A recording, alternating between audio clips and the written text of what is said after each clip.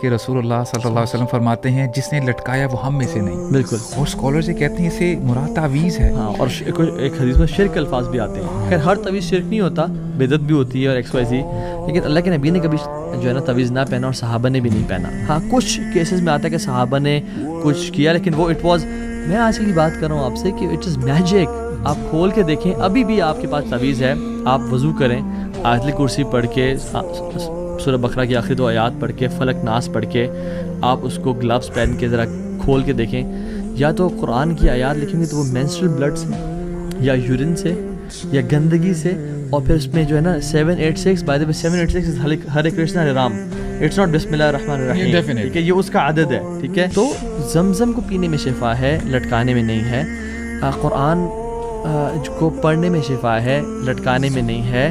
شہد کو بھی پینے میں شفا ہے, لٹکانے میں نہیں ہے. تو اس چیز سے نکلیں.